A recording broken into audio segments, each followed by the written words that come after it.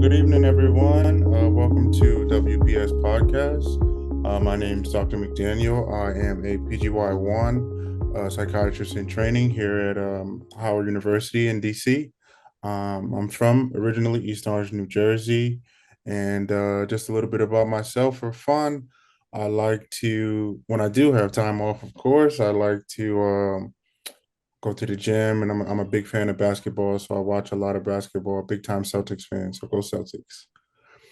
And it is with great pleasure that I'd like to introduce the interviewee here, interviewee of honor, the guest of honor, Dr. Eliot SOREL. Dr. Eliot SOREL is an innovative health leader, health systems performance expert, practicing physician, and clinical professor of global health policy, management, psychiatry, and the behavioral sciences at George Washington University. Um, so today I'll be interviewing Dr. Eliot SOREL. This is the WPS podcast. Just a quick tidbit about WPS. It's the Washington Psychiatric Society. It's been around for about 75 years now. Actually, just had our 75th anniversary. It was created to bring together the psychiatrists of the area collaboratively. And under the WPS is the CLM, which was a branch created to as a bridge in a sense to sort of connect mentors with young psychiatrists in training in an effort to bridge the gap and provide some sort of mentorship and essentially tutelage in the field. So without further ado, Dr. SOREL, I'm so glad to have you here. And Dr. SOREL himself was actually the founder of the CLM. And Dr. SOREL, do you want to tell us a little bit about what made you want to create the CLM? Thank you. Thank you very much, Dr. McDaniel. I want to congratulate first Dr. Swarty for this innovative idea of starting the podcast, and also to congratulate him to be the first CLM member to become president of the Washington Psychiatric Society. We started the CLM in 2008. In fact, we launched it in January 2008 on Dr. Swarty as a resident at St. Elizabeth. And the idea was precisely what you suggested, Dr. McDaniel, to create a set of relationships between our residents, fellow members of WPS, early career psychiatrists, and senior psychiatrists to explore areas of collaboration and to develop joint projects. And we've done some of those under the CLM over the years, including educational programs, research programs, and most recently collaborated, of course, in the celebration of the 75th anniversary of WPS. Thank you so much for that, Dr. SOREL. So again, some of you are obviously newcomers, as this is only our second podcast, so the bulk of you are newcomers. So the purpose of this interview is obviously to provide you all with an opportunity to meet one of the creators of CLM and be introduced to himself, Dr. Eliot SOREL. As I introduced him before, several accolades that he has, and very prominent in the field of psychiatry.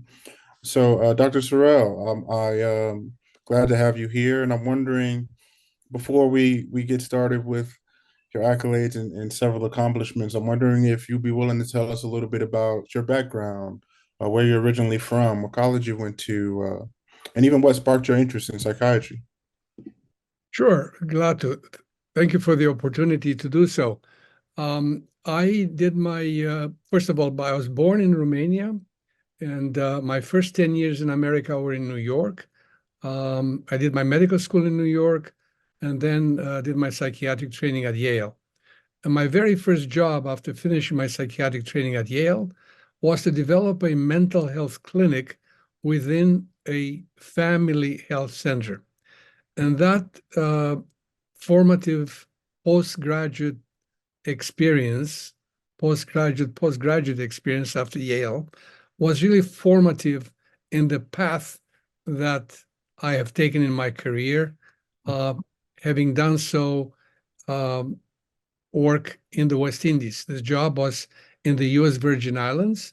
I was fortunate to go there, invited. I was in my last year at Yale when one of my significant mentors in my life was a Scottish psychiatrist named Maxwell Jones, who was the founder of the therapeutic community.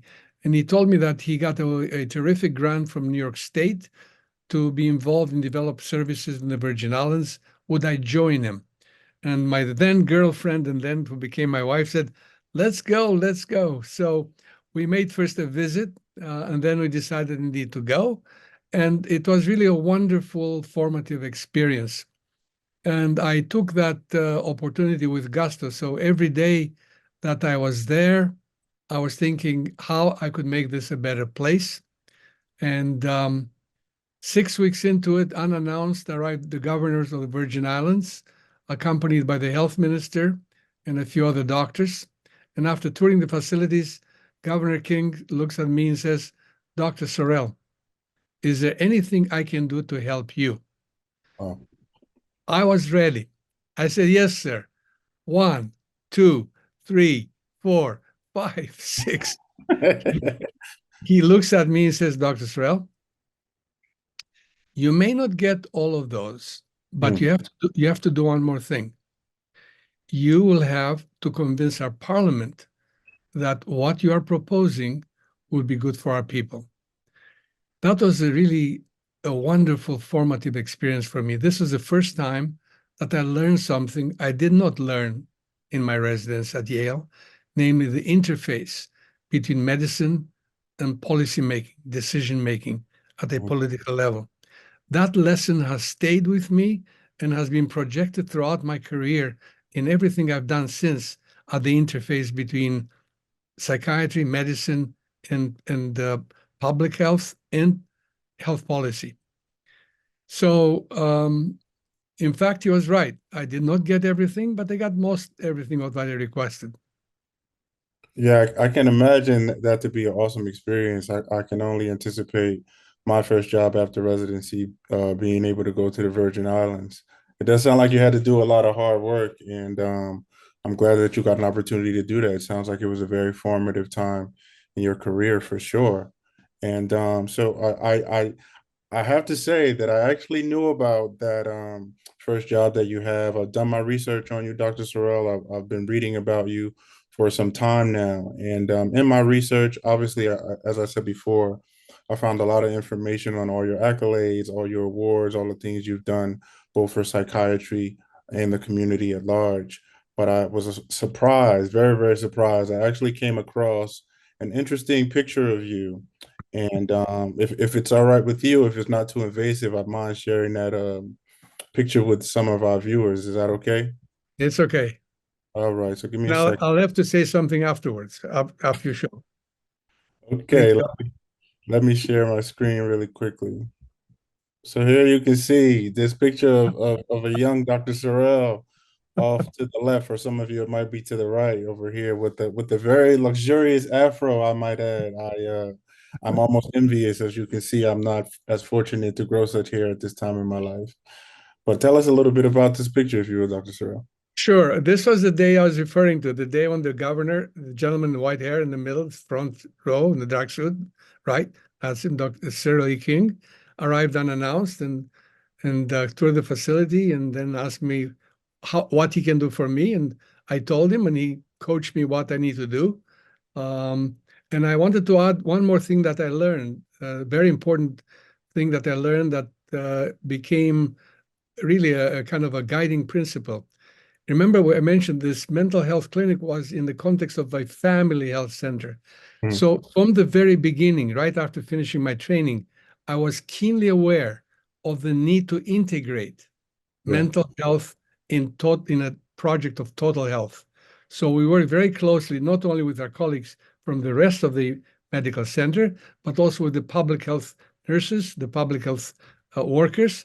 So from the very early youth of my professional life, I had this guiding experience of the integration of primary care, mental health, and public health. And fast forward several years later, in recent years, in fact, I developed a model that is rooted in that early experience that I call total health, integrating primary care, mental health, and public health. Yeah, so I think that that was interesting that even then you knew that at some point integrative and total care would become necessary. I think that oftentimes with psychiatry especially, it's overlooked. Psychiatry sometimes is placed on the outer rim of healthcare outside of the other medical practices. But I think, as you mentioned before, it's something that needs to be understood and integrated into all the other medical practices as well. I think to work on one part of someone means you need to address the entire part of someone, and I think that that's important. Yeah, I want to share one more thing that relates to this that anteceded my Yale experience. When I was a medical student in New York, uh, one of the rotations that I was in for about I think a month was part of medicine, but it was a subset of medicine, was so-called psychosomatic diseases. So psychosomatic diseases happen to have patients that had both physical presentations and psychological presentations. So I happen to really like that a lot. I thought that made a lot of sense looking at the whole person, not just separate diseases, but a person that had multiple conditions but dealt with together. And I'm immensely and eternally grateful to my mentor of that time, Franz Reichsman, who was a professor I had on that rotation, who kind of instilled in me the excitement of that integration of those issues in psychosomatic medicine, as was Maxwell Jones in systems, and as Governor King kind of stimulated with the challenge of interacting with policy. So I had three stars, so to speak, that stimulated my early development. Dr. Reichman in medical school, Mhm. Maxwell Jones right afterwards, and of course, Governor King. Yeah, very cool. I'm wondering, Dr. Sorrell, what at the beginning of medical school were you interested in psychiatry at that time, or is it something you came to be interested as time progressed? Well, I think the kernel, the seed for psychiatry was planted in that psychosomatic clerkship. Gotcha. That month in medicine got me interested. It began to stimulate my interest in the psychological aspects of illness, not just psychiatric illness, but psychological aspects of illness, period, Mhm. and of health. So that kind of seed for interest in that field was kind of developed in that second year in medical school in the medicine. In fact, not in the psychiatric clerkship as much as in the psychosomatic medicine part of the medicine component, which Mhm. in a sense, if you look back and look forward, made a lot of sense in terms of my current interest in total health. Yeah, Uh, for sure. they resonate with each other. Absolutely. I think that that's been relevant just in one glimpse of your resume. I've been able to see that you've had a extremely fruitful career in psychiatry and in global health generally. So I do understand what you mean, and I think that what goes hand in hand with a fruitful career and the experiences and the journey is the people that you meet along the way. And as you explained, and as I've come to understand, several individuals have impacted your career and interests. One of those people, who I'm sure of, is the late Dr. Charles Pierce. So, from what I understand, the two of you work together. Is that correct? Yes, we were friends, and in fact, in the 1990s, the way we met actually first at the Grand Rounds at Howard, actually, Wow. in the 1980s. Dr. Pierce and I first met at Howard in the mid 80s. I had just come back from the Virgin Islands just a few years before, and I was doing. We established that the then the chairman at Howard, Dr. James L. Collins, Mhm. invited me to establish a grand rounds with a focus on transcultural psychiatry, knowing that I just came back from the Virgin Islands.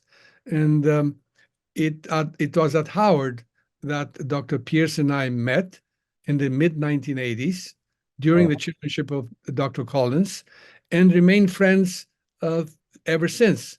And then in the late 1990s, when my son was going to apply to colleges, was a high school graduate, he invited us to spend a day at Harvard with him. He was a professor of psychiatry at Harvard. and I was trying to convince my son to apply to go to Harvard. So he really was a very generous and elegant host. We spent a day with him. We toured the facilities, and he really was a wonderful day we spent together. I also got to know him better, and you should know that he was one of the first African American football players in his youth in the Harvard football team. And at Wow. that time in the 1950s, America was quite segregated. And the Harvard football team was to play UVA in Charlottesville. So they found out that they had an African American player. They said to them, "You can't come." So Harvard said to them, "Oh, we're not coming. Without Charles Pierce, we're not coming." So UVA relented. And Dr. Pierce was the first African American football player to play below the Dixon Mason line. That's incredible. Quite an accomplishment in the 50s. Dr. Pierce and I remained in touch, and then he had a vision of creating a global network of African American and people of African origin psychiatrists to create a global network of African psychiatrists and African Americans and people from different cultures to serve the world. So the vision was to create such a group by calling for a meeting of all of them at Harvard in 2002. And he invited me to be one of his advisors, which I gladly accepted. Yeah. Regretfully, that vision didn't quite take hold right then. But fast forward 10 years later, when I launched my book on global mental health, and they invited me at Harvard to present my book, I asked my colleagues, whatever happened with Chet's vision about the Black diaspora of psychiatrists? They said nothing. And I said, well, we must do something about it. And they said, well, will you help us? I said, of course. I'll do this glad. I was friends with Chet. Do that, of course, anytime. So at that time, just a year or so afterwards, the World Bank and the World Health Organization convened a high-level meeting in Washington with a focus on health and development, mental health and development. And I was invited to be one of the presenters at that meeting. So I reached out to my colleagues at Harvard. I said, this is the moment to do something in that universe that Chet had a vision. So I created one brief concept paper, one pager, the idea of creating the Africa Global Mental Health Institute, putting it on the agenda of this meeting of the World Bank and WHO, and then hopefully take it forward. They agreed. Three of us co-authored it, and Dr. Henderson, who is now chairman at the BU, and another colleague from Harvard, the three of us co-authored it. Greg Friccioni was the other colleague. And then we decided to rekindle that initial meeting of 2002 and convene the second Black diaspora of psychiatrists in Africa, in Cape Town, in the fall of 2017. And at that meeting, the then president of APA, Arthur Stewart, was there as well because there was a WPA meeting taking place, and Dr. Saul Levin, the medical director. And I had a few moments alone with them, and I proposed to them, I dared to propose to them the following idea. The Human Rights Award at the APA had no name. I said, Arthur, Saul, what about if we name this Human Rights Award in memory of Chet Pierce, who had just died the year before? They agreed. But it took us 5 years to do it. We did it, we endowed it, and now Chester Pierce Human Rights Award is a nice legacy in memory of my friend. Oh, that's truly incredible, inspirational story, Dr. Sorel. And as I know, Dr. Pierce, he was also a very prominent figure in the creation of what was known as Sesame Street. He was an advisor to Sesame Street. He was a co-founder of the Black Psychiatrists of America, together with a prominent Washington psychiatrist, Dr. Charles Proudhon. Incredible. Yeah, I know that recently the Washington Psychiatric Society, we just gave at the 75th gala, we gave the Charles Prudhomme Award, actually. Um, if you recall that and want to speak a little bit about that as well. Sure.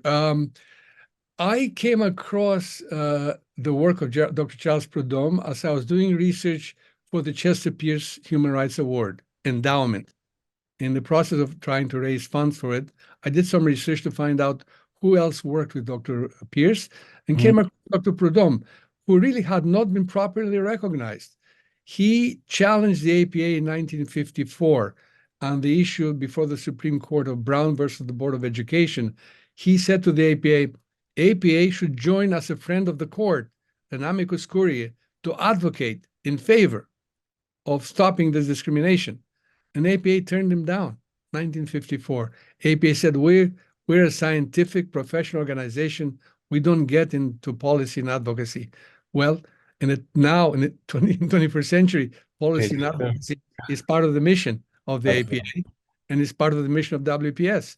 So having realized what an important, uh, um, huge print had on American Psychiatry, Dr. Prudhomme, I proposed to the immediate past president of WPS that we established, Anne-Marie Dietrich, that we establish the Charles Prudhomme Human Rights Award in the Washington Psychiatric Society. And I invited my good friend, Dr. Connie Dunlap, to join me in this proposal. And the two of us co-authored the proposal that the board then approved. And as you know, we were fortunate to have an extraordinary first honoree, Dr. Ruth Shim, that we celebrated at the 75th anniversary.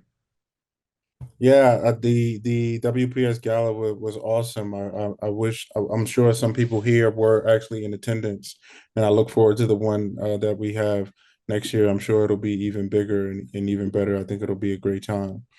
Um, so Dr. Sorel, I know just in looking at your history, a lot of your work, as I said before, is globally and it spans the nation, but it seems like everything you've done kind of centers around a common mission, and I think that that mission, well, to me at least, has been to address healthcare and the challenges that you observed all around. I mean, you worked in all parts of the world with all parts of life. It reminds me of a phrase that you used in one of our conversations. You said we were speaking about integrative care, and you said one of the motivating forces you had was for human rights, and that you also said that human rights or healthcare was a human right, and you said with that in mind, it should be affordable to everyone. And I'm sorry, I'm rambling a little bit, but I remember how you told me that, and that actually brings me to another picture that I want to show. And this is from a thank you card that you actually got from President Obama himself because you had the opportunity to work with him on the Affordable Care Act. And so here it's from your participation with the Affordable Care Act. It says, together we reduce the cost of care. We established the toughest patient protections in history. We achieved the dream of generations. High quality, affordable health care is no longer the privilege of a few, but a right of the all, but a right of all. My apology. It says that our generation is able to succeed in passing this reform is a testament to the persistence and the character of the American people who championed this cause, who mobilized, who organized, who believed that people who love this country can change it. From President Barack Obama to you. Well, you've got to show the picture. Yeah, yeah. I'm gonna show that picture in just a second of him and his dog as well. And so here you have a picture of Barack Obama at the White House with his dog given to his dog Bo, actually signed by him and given to you. Would you mind telling us a little bit about your experience working with the Affordable Care Act? Sure. I cherish that involvement. I was very excited because all throughout my medical school years, residency, my work in the overseas in America, uh, access to care has been a major stumbling block in the United States, the richest country. And I was so inspired that President Obama made this one of his highest priorities of his presidency, and he succeeded in passing this act. Now, we can't sort of rest on our laurels. I believe, I need to double check this, but I believe that the Affordable Care Act legislation may be expiring next year. Mm. So we need to redouble our efforts to maintain it and to enhance it. So what happened in that period of 2009, President Obama invited the doctors and members of the community to participate in community groups to advise him how should this be implemented.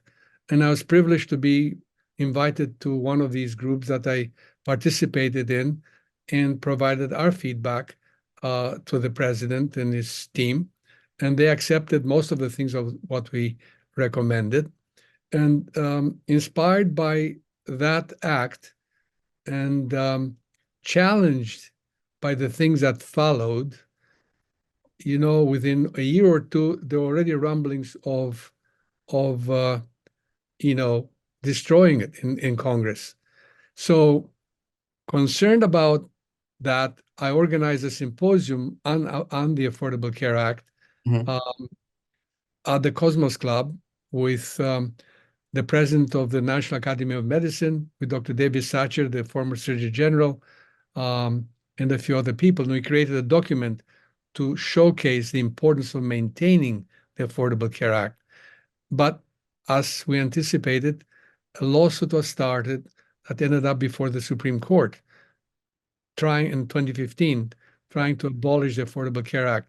And a group of us from around the country, about 100 of us, joined and did what Dr. Perdom recommended in 1954, an amicus curiae. We did an amicus curiae, a Friends of the Court letter advocating for preserving the Affordable Care Act. And, gratefully, we and others who advocated for it prevailed. And the court did not, demolish the Affordable Act in 2015. It happened again 5 years later, again, an attempt to demolish it. We mobilized again, another amicus curiae, we prevailed again. Now I'm concerned what's coming up now, because it relates to who's going to be the next president, is going to have an impact onto what's going to happen next year with the Affordable Care Act. So between all these activities in 2017, in the APA Assembly, and Dr. Dunlap participated in that with me, we introduced an action paper titled Access to Care, Including Mental Health Care, is a Human Right. So that is a policy of the APA. But it's necessary to be policy of the APA, but it isn't sufficient. It has to be policy of the United States. So now that likely there's going to be a third attack against the Affordable Care Act coming up, we need to brace ourselves to defend it, to protect it, and to make sure that it remains enshrined forever, not just a few years. Yeah, undoubtedly so. And I can say that I am proud to know someone who participated in this as well as fought for it despite the adversity that was thrown at you. I've also benefited from it as well, being in medical school and not having access to funds at a period in time. The Affordable Care Act helped provide me with reasonable health insurance to take care of myself. So Dr. Sorel, I know that we've talked about at least a lot of your accolades, but I think what might be interesting to some of the viewers as well is just personally in your pursuit to psychiatry, what are some of the challenges you faced? And if you could advise some people who are interested in this field or even currently in this field looking to progress in a certain way, what sort of advice would you offer them? Well, first, I think, let me give you an example. We included one of our CLM members, in fact, in this project. We did a research project. I think you need to think about, when you think professionally, don't specialize too early. Try to get a sense of the field. It'd be one advice. Our field is one of the very generous field to be involved in a number of ways. You could be involved in delivering clinical services. You can be involved in doing research. You can be involved in doing education and training. You can be involved in addressing policy. You can be involved in addressing advocacy. I've been blessed and fortunate to have been involved in all these 5 areas in different degrees and Yeah. at different times in a balanced way. At times, one prevailed over the other, but it has really been for me and for my interest and my creativity. I feel blessed to have had the opportunities I've had, to have had the mentors I've had, and the patients. I'm eternally grateful to my patients for allowing me to and contributing to my development as a psychiatrist, and who appreciated my interest across these areas. And I think our patients appreciate us not only as clinicians, but also as their advocates. It's For a very sure. important role for physicians to be advocates for our patients. So think about the richness of opportunities Mhm. across these five areas: clinical, education and training, services, policy, and advocacy. And if you want to do just one, that's fine. If you want to do two, terrific. If you're blessed to taste all five, even if it's up your alley and you're interested, go for it. So I'll give you an example of a small, discrete, but useful research project we did that involved, in fact, a CLM member as well. Mhm. Because of my passion and interest in comorbidity, and comorbidity, by the way, abounds in medicine. There are Absolutely. very few non-communicable diseases that occur alone. Most people who have non-communicable diseases have at least two. Many Mhm. have three. Some Mhm. have even more. So comorbidity needs to be something that should be better addressed in medical school and better addressed in psychiatric residency. It is not at the moment. I kind of developed this interest, partly stimulated by my old mentor in the second year of medical school in psychosomatic medicine. And that month, he planted a seed that led to my interest in the issue of comorbidity and integrated care. So comorbidity is a very important issue. So I was invited by the World Psychiatric Association to organize a congress in my old country in Romania Mhm. in 2013 and then 2015. In anticipation of the 2015 Congress, I decided we should also do a research project and present it at that Congress. So what we did, we invited colleagues from China, India, Iran, and Romania to do a very discrete project at primary care clinics Mhm. to screen for comorbid conditions, depression, anxiety, and what other medical conditions they are comorbid with. And we were fortunate to get colleagues who were quite interested at primary care clinics. So they each had to we had the medical history in the charts of the patients. We just had to administer the PHQ-9 and GAD-7 and combine the existing medical evidence from the chart with the results of the PHQ-9 and GAD-7. And, no surprise, comorbidity was huge. And interestingly, for both genders, with one exception, there was one country where the women had a higher rate of comorbidity than in the other countries. Would you care to guess which country? I'm wondering if that was America or No, country. no, we didn't do America. We did China, India, Iran, and Romania. Likely Iran. Right, spot on. What led you to think that way? But you're right. That's exactly right. I just think likely the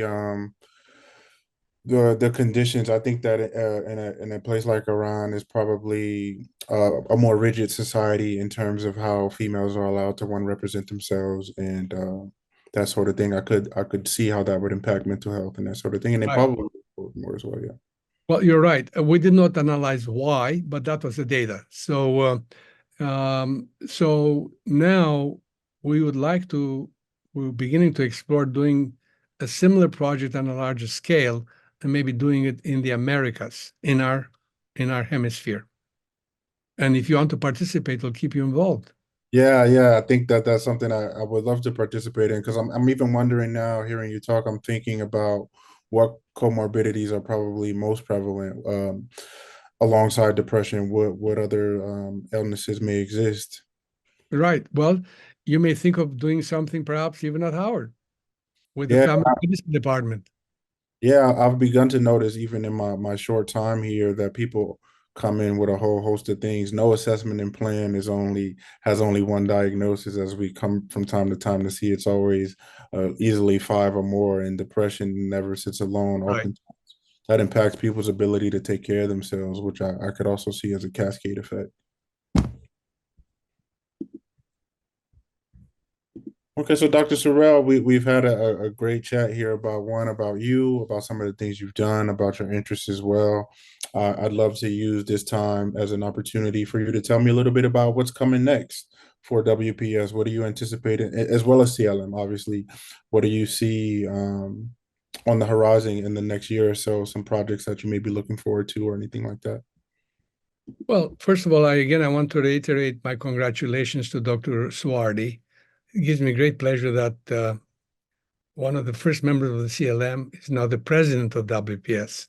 Very Dr. cool. Suardi was there at the launch of the CLM at St. Elizabeth Hospital in January 2008. And at that time, on that cold day in January, 28th of January 2008, I was driving to St. Elizabeth with Dr. Roger Peel, a long-standing member and esteemed colleague and member, former Speaker of the Assembly. And he was fessing up to me saying, Eliot, it's so difficult now to get people to volunteer to run for office in WPS. So I said to him, we're starting the CLM tonight. One day, these young people will be the leaders of the WPS. So it gives me great pleasure to see Dr. Suardi now in embodying that vision. And I hope that others who are in the CLM and are in the CLM will follow Dr. Suardi's example and get involved in WPS in Area 3, where Dr. Dunlap is now the chair of is the representative for the Area 3 Assembly, and in the APA. I think we need to think about the issue, the importance of young people and creating the next generation of leaders is extremely important. One of the major mistakes that major organizations make, including business organizations, they do not prepare for leadership transitions. We need to nurture leaders. I think the Democratic Party of the United States is going through that right now. They don't have young leaders, and that's a major problem for the country. So in WPS, we've created the CLM with that idea to be a hub for future leaders in the areas of their choice, be it clinical, research, education, policy, or advocacy.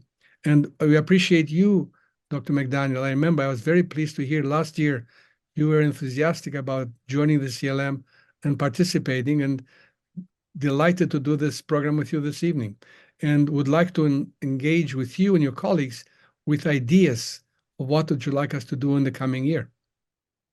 Yeah, absolutely. I look forward to some of the things that are on the horizon. I don't know if I can speak too soon or candidly about some of the things we have planned, but I know we look forward to bringing in some of the incoming residents soon in order to introduce them, one, to the city as well as to the program.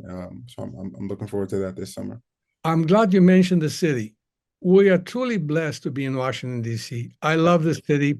I love its cultural diversity, its opportunities for intellectual and cultural experiences, the beautiful nature that surrounds us, and we should take advantage of it. And I think, as you and I have discussed, we have done in the past, we've welcomed the PGY1s when they come. So hopefully one of the projects that the CLM could do this summer or early fall is to welcome the PGY1s. We've done it, the last time we did it was at the APA with the help of the APA Foundation. So this could be one of the projects that we could start planning immediately with Dr. Suardi and with you and the CLM. Absolutely. I look forward to a good time at the wharf down at the APA down at the wharf. I think that would be pretty cool. But at this time, Dr. Sorrel, I'd like to open it up to some of the viewers and people present for the podcast. If anyone has any questions that they'd like to present to us at this time. Dr. McDaniel, there is one question in the chat. If you want, I can hold that for you. Absolutely, absolutely. Dr. Sorrel and Dr. McDaniel, excellent interview and very nice rapport. Dr. Sorrel, you are clearly a visionary and ambassador for psychiatry throughout the world. My question is this: what charge do you have for WPS and for the APA as we enter a new era with Dr. Marquita Wills as our CEO and medical director at the helm, accompanied by Dr. Viss and Dr. Miskman as APA president and president-elect? Well, thank you very much for your kind comments, Dr. Dunlap. As you know, the incoming president of the APA, that is now president, was incoming in April, has chosen to focus on lifestyle and health, which is up the alley of total health, which I'm very excited about it. And I should reveal it's premature, but since we are home in the WPS home, I'll reveal the secret. One of the things I'm working on for the APA meeting in Los Angeles, I decided that I think Western medicine has made huge progress in fighting disease, in extraordinary surgical interventions, but Western medicine was anteceded by millennia old medicines around the world, particularly in China and India. Traditional Hindu Ayurveda medicine and Chinese medicine anteceded Western medicine. And so I reached out to an Indian colleague and a Chinese colleague, and the three of us are exploring of doing a symposium, if the scientific committee will agree to it, to look at what are the lessons we can learn from traditional medical practices of India and China that are relevant to 21st century illnesses that affect all of us, including climate change, non-communicable diseases, and so forth. Specifically, more closely home to the APA, I think having a new leadership is really a wonderful time to take stock of what are our strengths, what are our weaknesses. I would hope that the new CEO, Dr. Marketa Wells, will engage in a series of listening sessions. I think would be important for the incoming CEO, who has not been at the helm of the APA until now, to learn as to what is going on in the APA from the area councils, from the members, and to bring that data of what she's learned to the board of trustees as they develop a new strategic plan for the APA for the next 5-10 years, where both the resident fellow members, the early career psychiatrists, the leaders of the area councils have an opportunity to talk to the CEO leisurely of the whole country over the next 4 to 5 months and create a joint report to be considered by the Board of Trustees. What should be the aims of the APA in the next 5 to 10 years based upon these listening sessions that the CEO will do with members and leaders? That's one thing I would recommend to start with. I may have other ideas, but I would, if she does just that, that would be terrific. Because I think the members often have felt disenfranchised. Some members have resigned from the APA as a result of it. So it's an opportunity for a reset, for a new beginning. And I think Dr. Wells has the intelligence, the experience, and has the opportunity for a new path in the APA of leadership, membership, and to truly be a leading professional organization in the American landscape. Well, thank you for that, Dr. Sorel. So there's some other questions are kind of beaming through the chat right now. Particularly, I have a question from Dr. Swarty. He says, thank you, Dr. Sorel and McDaniel, for this great conversation. He says, Dr. Sorel, can you tell us about some of your work in psychiatry and international affairs, lessons learned, and recommendations for those of us who share this interest of yours? Thank you, Dr. Swarty. I know that you are a passionate track to diplomacy advocate. So in that spirit, I would be delighted to share with you and with colleagues who may not know about this. You know, in 1990, right after the Berlin Wall fell, we were extremely excited of the sense of freedom that the fall of the Berlin Wall brought about. And we proposed to the World Psychiatric Association that they establish the conflict management and conflict resolution section, because we anticipated, although the elation of the fall of the Berlin Wall and the end of the Soviet Empire was a reality, we anticipated that other conflicts will arise and that psychiatrists have a special role to play as part of a team in addressing local, regional, and even world conflicts. So the executive committee of the World Psychiatric Association entertained our proposal. And in fact, the conflict management and conflict resolution section was established and is going strong. And now we need to also congratulate Dr. Soardi again.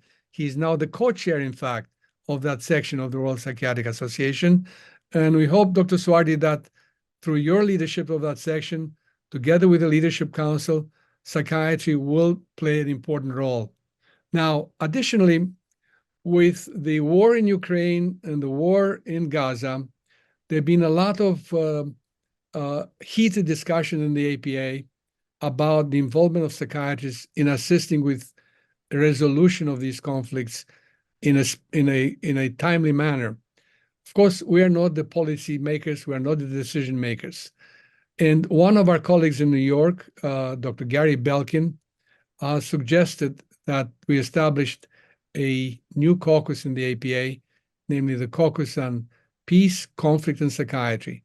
Regrettably, the reference committee of the APA declined to accept their application, although more than 50 members of the APA signed for that established the caucus and suggested that they become part of the Global Mental Health and Psychiatry Caucus that I established 10 years ago. I respectfully disagree with the reference committee of the APA.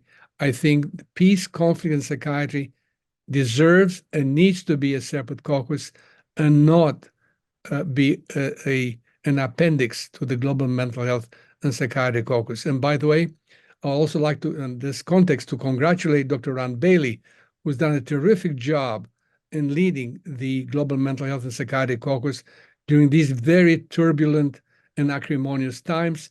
And we need to encourage them to continue their work and not diffuse their focus by adding a subsum, another component under their caucus. So I would hope that all of us in the APA, I've talked to Dr. Belkin, I encouraged him to stay the course. I explained to him that sometimes it may take 1 to 2 years before the APA sees the light of the merits of a very, very good idea. So we will help Dr. Gary Belkin stay the course, and I'll encourage him to resubmit this application next year to the new reference committee. So I think the opportunities for conflict management and conflict resolution abound because the conflicts abound in the world and they're not resolved.